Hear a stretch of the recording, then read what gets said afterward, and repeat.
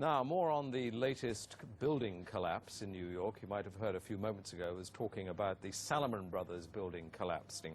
And indeed it has. Apparently that's only a few hundred yards away from where the World Trade Center towers were. And it seems that this was not a result of a new attack. It was because the building had been weakened during this morning's attacks. We'll probably find out more now about that from our correspondent, Jane Standley. Jane, what more can you tell us about the Salomon Brothers Building and its collapse? Well, only really what you already know. Details are very, very sketchy. As you can see behind me, the Trade Center appears to be still burning. We see these huge clouds of smoke and ash, and we know that behind that there's an empty piece of what was a very familiar New York skyline, a symbol of the financial prosperity of this city, but completely disappeared now, and New York is still unable to take on board what has happened to them today. Presumably there were very few people in the Salomon building when it collapsed. I mean, there were, I suppose, fears of possible further collapses around the area. That's what you would hope, because this whole downtown area behind me has been completely sealed off and evacuated, apart from the emergency workers. That was done by the mayor, Rudy Giuliani, much earlier today because of, course, the dreadful collapse of the Twin Towers of the World Trade Center. But New York, very much a city still in chaos. The phones are not working properly, the subway lines are not working properly, and we know that down there near the World Trade Center there are 3 schools that are being turned into triage centers for emergency treatment. And I know that over in New York Harbor, where the famous Statue of Liberty is, there's a field hospital where 1,500 people are being treated, and we have heard, though it's unconfirmed as yet, that 100 New York City police officers have been taken there as well for treatment, but we do need to confirm those figures for the officers. It's now, what, some 8 hours since the attacks. Is there any estimate yet available of the number of casualties in the World Trade Center? I think we can only go at this point with the words expressed by the mayor of New York, Rudy Giuliani, that it's too frightening to think how many there could be. We know that it's about almost 300 people on the airliners that were used in these attacks. But you've got to remember, this was 9 o'clock in the morning on a Tuesday morning. It's busy in downtown Manhattan, in the financial district then. The World Trade Center itself has 50,000 workers. There are tens of thousands of tourists who go up there every day. The figures are almost too frightening to contemplate. You can understand why nobody yet wants to put a figure on them.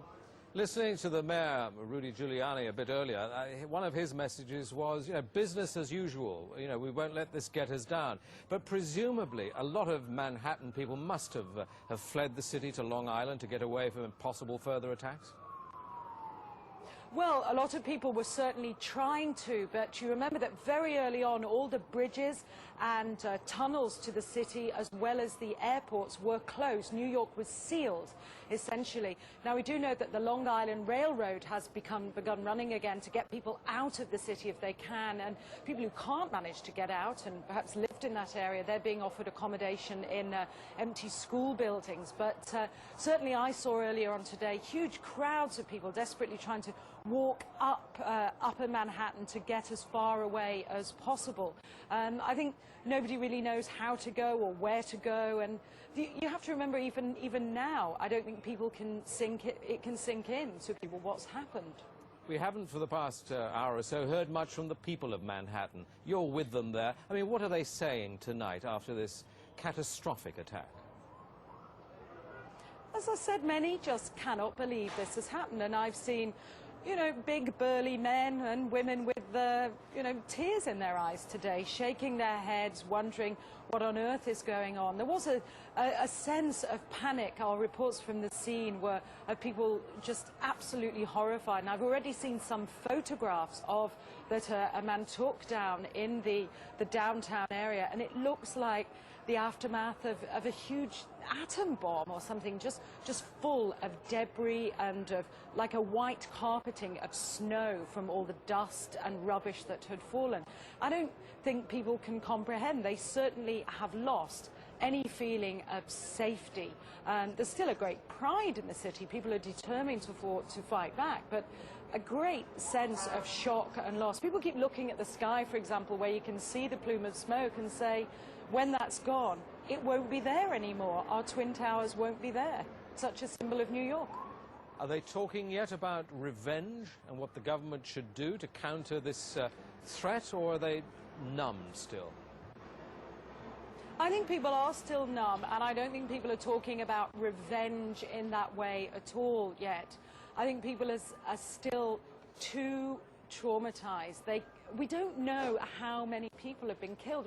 We can't even put a figure. I think when you talk to people on they daren't even say how many people might have been killed and injured. And I think that feeling, until the idea of the devastation, people don't really know what to say or what to think. I think they feel the bubble of their security as being in America has definitely been popped. This city and this country will not be the same. But they don't really know where to turn. That's the very sad thing. I think there's going to be a lot of very, very traumatized people that has hit them very, very hard. Jane, I think many of us, when we heard the news, perhaps on the radio earlier today, were completely flabbergasted by it and just couldn't comprehend it. I mean, it almost sounded too far-fetched. I was wondering what it's felt like for you being in Manhattan. Well, unfortunately, I think we've lost the line with Jane Standley in Manhattan. Perhaps we can rejoin her and follow that up later.